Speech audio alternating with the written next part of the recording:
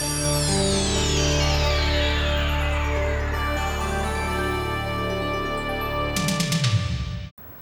I'm Ullrich with another episode of This Week in Santa Clarita. Today we're going to be checking out all different types of events that are happening throughout the city. First, we caught up with Travis Lang, the city's environmental services manager, to find out about the lamp exchange that's happening here at City Hall. Hey Travis, could you tell us please about the lamp exchange that's going on here in Santa Clarita? Yeah, thanks for asking. Actually, on June 7th to Saturday, from 8 to 12, we're going to have an exchange where you can bring in your old halogen lamp, which is basically that lamp that's got the circular foot at the bottom, and then it comes a big pole, and then it spreads out at the top, and the light goes and bounces off the ceiling and light your room. You can exchange that for another type of lamp.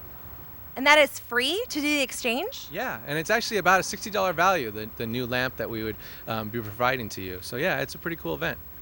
Awesome. And how does someone register for this lamp exchange? Well, you can call 1-800-968-5203, or you can email partnership@energycoalition.org. And basically sign up to get an exchange. We only have 400 spaces available, and they're actually going pretty quick, and we haven't done a whole lot of advertising already, and they're already starting to go. So please email or call as soon as possible. Awesome. And where will the exchange be going on? It's actually at City Hall, and it will be in the City Hall parking lot on that day from 8 to 12. We're going to try and give people specific times so that we don't get a lot of backed up traffic on Valencia Boulevard. That's why we're keeping it to 400, and we also want to have a certain amount of people come at certain times. So when you sign up, they'll tell you what your time slot is. Please honor that time and come at that time so they make it go that much more smoothly. And why are we doing this? What are the benefits of trading out the old halogen lamp for a new improved fluorescent version? Right, exactly. Basically, the halogen burns about 1,000 degrees. They can be a fire hazard. Sometimes, unfortunately, we've had houses that have had fires because the drapes or something gets on top of the lamp and the bulb and starts a fire. It burns that hot. The other thing is, by switching out to this new compact fluorescent bulb lamp, which basically the lamp looks exactly the same. You won't really tell a difference. The new ones come in black, white, and satin nickel, and you have to pick a color when you go register. Anyways, the new ones, they burn a lot cooler. You can save about 70% in terms of energy, and about $250 over the life of the lamp. So it's a really great benefit from the standpoint of more safety, but then also conserving energy and conserving money coming out of your wallet. So great, Travis. If you're a community member and you haven't already signed up for the free lamp exchange, please make sure to do so. You can check out the information on the city's website. Now we're going to go catch up with Alicia Celestine, who's out in Old Town Newhall at the Farmers Market. This is Alicia Celestine with This Week in Santa Clarita, and this week we're at the Old Town Newhall Farmers Market, and I'm here with the Granola Gourmet, Jeff Cohen. Welcome, Jeff. Hi, Alicia. How are you? Good, thanks. I've had your granola bars. They're fantastic. Tell me how you got started with this company. Some things happen surely by accident. We started simply by watching Alton Brown on Food TV one day, and he was making low glycemic impact granola bars and other bars. And my kids suggested we try making them. And they found that they liked them so much they were bringing 3 or 4 bars a day to school. Their friends were hitting them up for granola bars. Funny, they were trading for a healthy snack. Not something you hear about most kids. Not at all. I'm a type 2 diabetic. I was really looking for a snack that would suit my dietary needs, but also be something that my family would enjoy too. And there are a couple of benefits that I found that happened because of that. Initially, because we started having granola bars in the house all the time, my wife and kids stopped bringing as much of the sugary snacks in that would tempt me, and sometimes occasionally when my willpower would break down, cause my blood sugar to go through the roof. So what we did was we identified this recipe, we started making them, and I learned how to remove all the sugar from the recipe, and I replaced it with agave and honey. And as a diabetic, I was able to test my blood, and I found that I had a much lower impact on my blood sugar because of the agave and honey instead of the sugar. There were a number of other things that we did to improve the recipe and the impact on blood sugar over time. But what happened, which was really fantastic, was my endocrinologist, Michael Harris, who is the director of diabetes at Cedars-Sinai and a type 1 diabetic himself, tested them himself as well, and he had a similar result. So we started working with some of his patients and finding just on an informal basis that from a blood sugar standpoint, that this product was really good for people. The thing that really kind of knocks my socks off is that people actually like the product. Most of the products that are low glycemic taste low glycemic. Very So That's great. You're local and your manufacturer is local. We love that for our local farmers market. Now, you skipped over a flavor that I found delicious, and I want you to get some more into your flavors you have here. What about the spiced orange cranberry? well, the spiced orange cranberry is actually the flavor my friend Jeff took into his work at Pushing Daisies. That's the flavor that what I find is that if you like the more spicy kind of foods, people love the cinnamon and that, just like they love the espresso and the chocolate espresso bars. And, frankly, when people look at the granola bars on the website, I get responses like, how can I get them, or when can I get them, or, then they'll write me back and say how much they like the taste. The thing that's so rewarding about doing events like the farmers market is people try them and they actually give me immediate feedback about how much they either like something or want to buy something, and it's really it's been really fun. Now, I know you mentioned that you substituted the sugar with the agave nectar. Can you tell our viewers a little bit about what that is and how it's different from sugar and your body processes it? I sure can. So the thing about sugar, especially if you're a diabetic, is that it causes your body to have an impact in your blood. When sugar converts, it first converts to sugar in your blood before it takes the fat and converts it with insulin. Before insulin marries up to the sugar and converts it to fat. So if you're diabetic, like I am, you need to have a slower release of sugar in your body. There's an index called the glycemic index.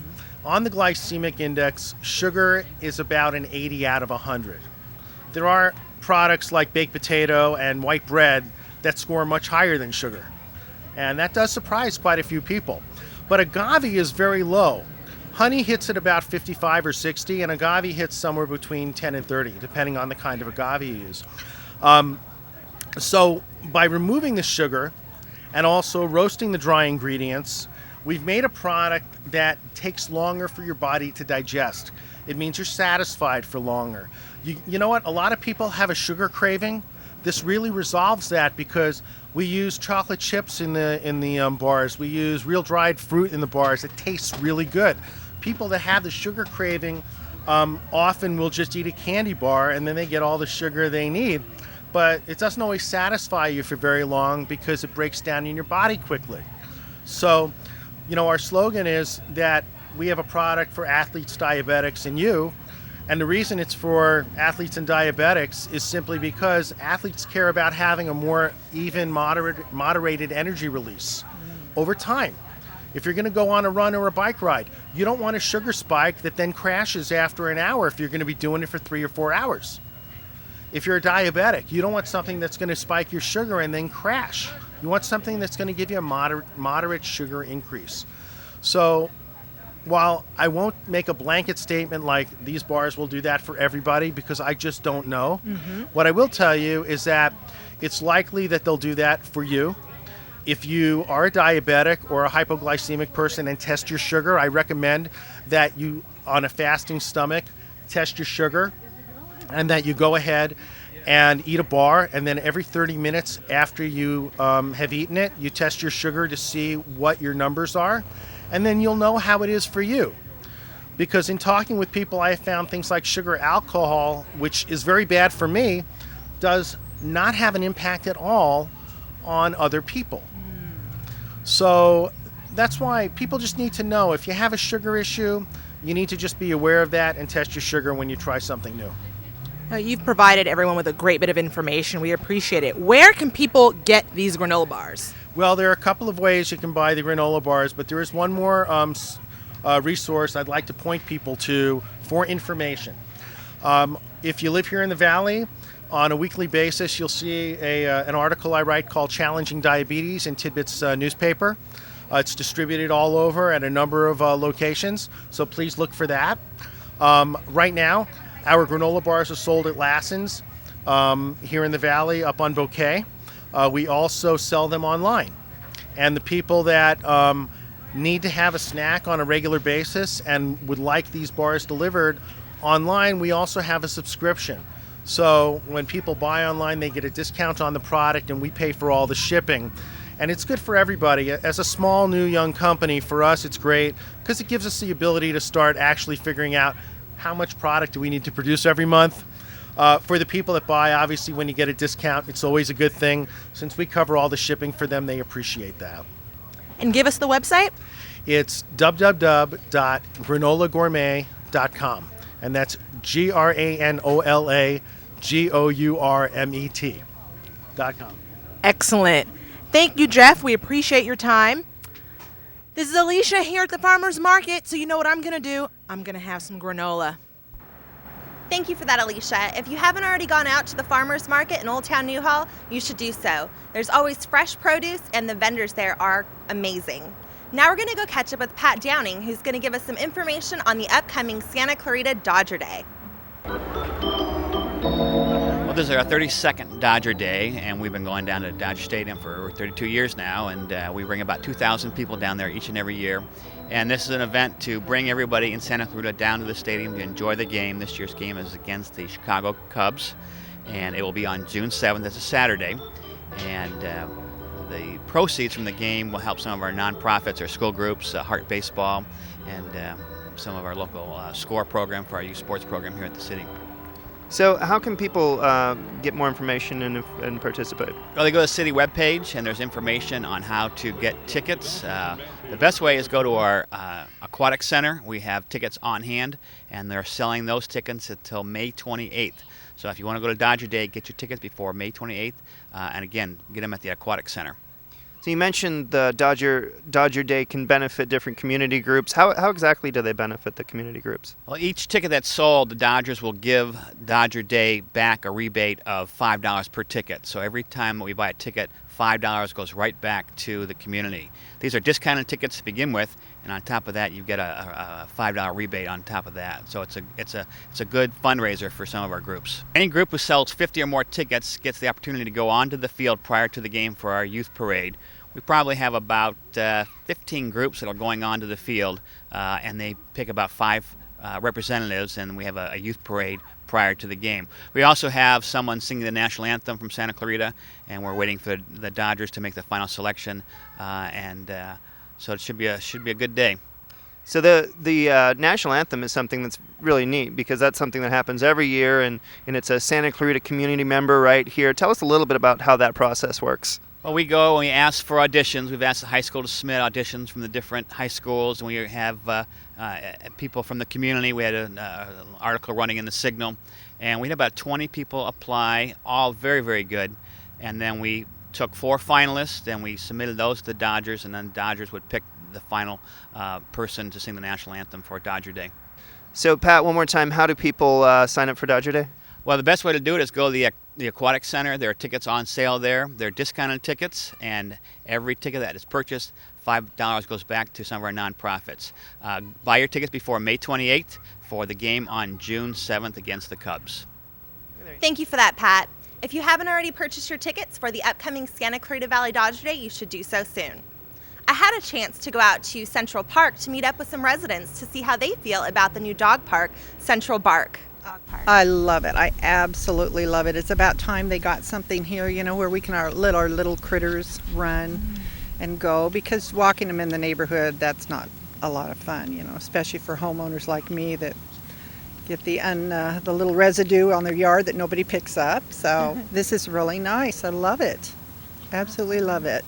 We also caught up with Kristen Kessler, another regular at Central Bark. What's your favorite part about the dog park? Just the fact that it's close to where I live, and I can come here every day, and my dog can get exercise. It's great. Awesome. And do you ever, walk around the park with your dog, or do you just stay here in the area? Sometimes we walk around the park, yeah, but most of the time we just come to the dog park. Awesome. And what is your favorite part about the park? Just the fact that it's big and it's really pretty. There are lots of trees, and there's different places you can walk. Awesome. And you said you come every day. How long do you usually stay? Usually about a half an hour, because my dog needs a lot of time to run around, a lot of exercise.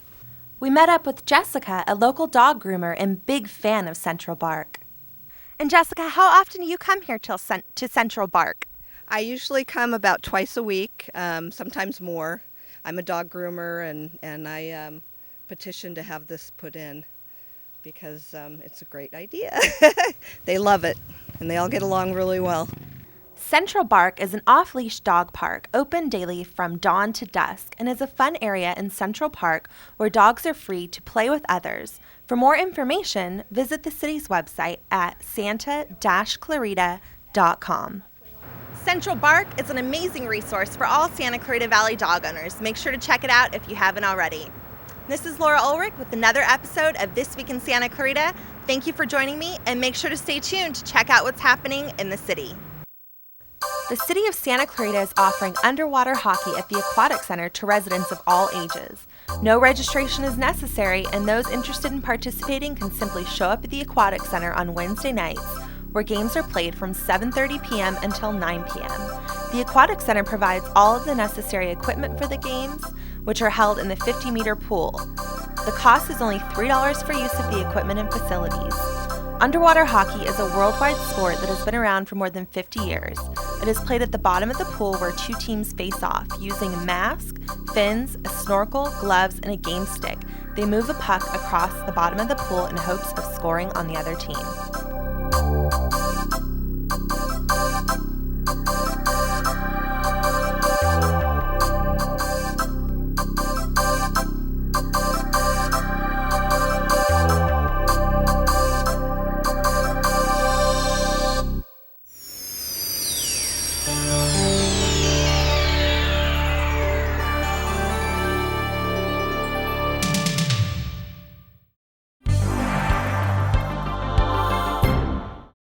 Wouldn't it be lovely to spend a few hours at the Canyon Theater Guild in Old Town Newhall, where the Broadway musical My Fair Lady is playing on weekends through June 28th.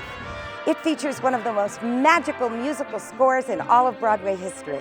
Performances are Friday and Saturday evenings at 8 o'clock, Saturday and Sunday matinees at 1 o'clock. Tickets are only $11 through $17. Call the Canyon Theater Guild in Old Town Newhall for reservations. Did you know the first gold in California was discovered right here in the Santa Clarita Valley, long before Sutter's Mill? Did you know our valley was the birthplace of the California oil industry? Did you know that when Los Angeles joined the rest of the country by rail, the tracks came together in Santa Clarita? You might know we're a popular location for filming, but did you know we always have been? Learn all about Santa Clarita's fascinating history at scvhistory.com or visit the Saugus Train Station Museum in Old Town Newhall, weekends 1 to 4.